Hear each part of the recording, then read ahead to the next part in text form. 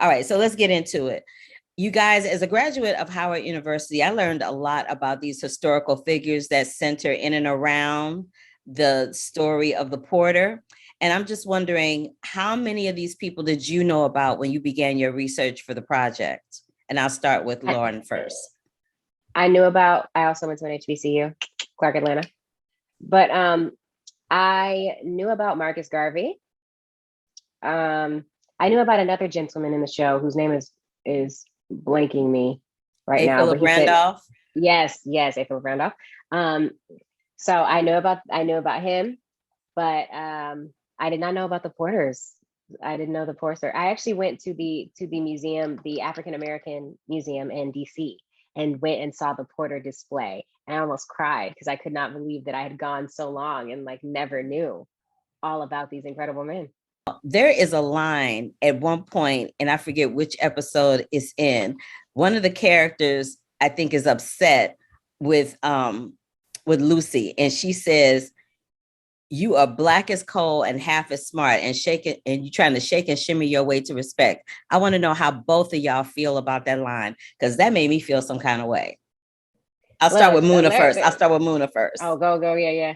Well, I mean, as someone who has experienced bullying because of my skin color, I mean, it's infuriating, it's disgusting. But, you look at the time period and how divided people within the community were on color lines, because it meant that you had access to more, you had more status. I understand the pain it caused and the pain out of which produced that system. The character was my mom who actually said that, which is so brutal to say to a daughter, but also sadly not that uncommon, to have that unfortunate circumstance being a dark-skinned daughter, but not in my life.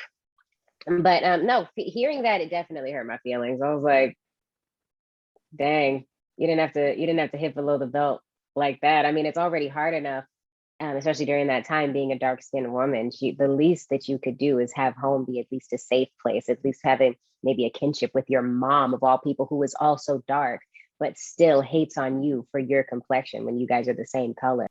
I feel like the women in this particular, and the men too, in this particular series, have the pressure to be diamonds, so to speak, in their respective lanes. Like Lucy has pressure to be a diamond as a performer. Marlene has pressure to be a diamond as a mother, a wife, a medical professional. And I just wanted to get you all's thoughts about that particular phrase and how it pertains to your characters. I'll start with Loren first.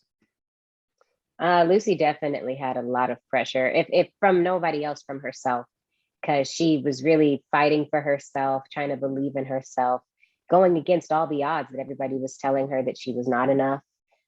Society was telling her that she was not enough for her complexion, for her status. So I think that there was a lot of pressure, but not, I would say, from anybody else, because I think everybody else already kind of counted her out, except her best friend Zeke.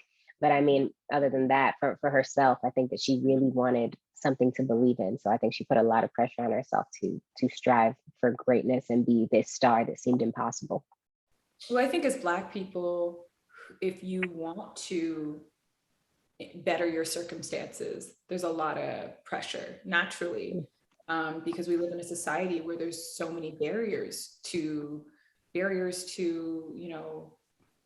financial mobility, to resources within institutions. And so it's like something that we do to ourselves, because externally we're told that we're not good enough, that we're inferior. And so, you have to be the best.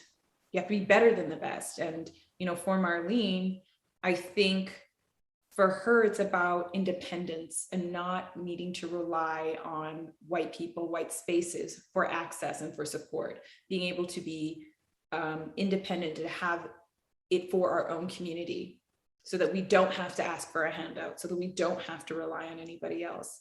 And I think because she's on the ground and she sees what the community actually needs, I think that's sort of what propels her. It's just like, no, it's not good enough.